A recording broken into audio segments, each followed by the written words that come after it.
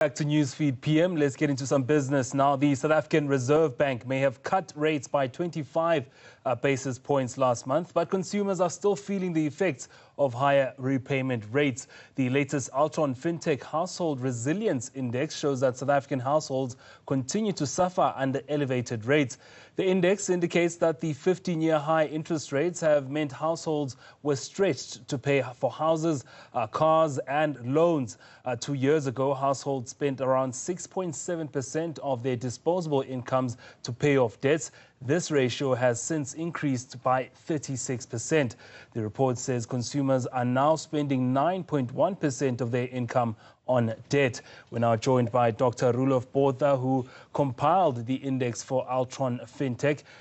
Dr. Roelof Botha, compiling this particular index, what were some of the fragilities that you're seeing in South African households currently?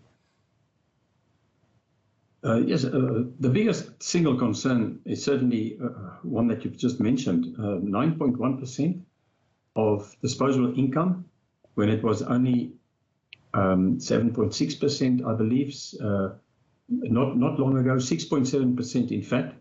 If that ratio had stayed the same, in other words, if households had only been paying 6.7% instead of 9.1% on their disposable income of disposable on debt, then they would have had, since the Reserve Bank rising cycle began, they would have had more than 170 billion rand to spend in shops, perhaps also to complement a potential deposit for buying a house. We see that the Better Bond index of home loan applications is also down.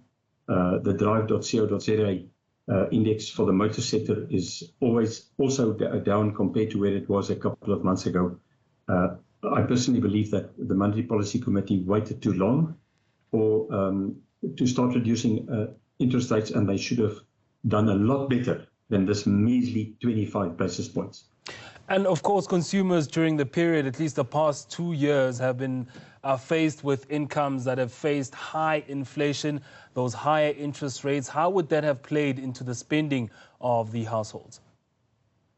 Well, the very frustrating issue here is that the inflation rate, in fact, is not South Africa. This is not our biggest problem. Our biggest problem, and I believe most viewers would agree with me, is unemployment. We need to create jobs in this country. The inflation rate has been in the Reserve Bank's target range for the past 18 months. That's a year and a half. There was absolutely no reason to raise interest rates to significantly higher, 175 basis points higher than it was before COVID. And it was too high then, because there's no demand inflation in this economy. And the spike in inflation was not caused by demand factors. It was caused by the 700% increase in global freight shipping charges and a 400% increase in Brent crude oil. And that has come down. Both of them have come down.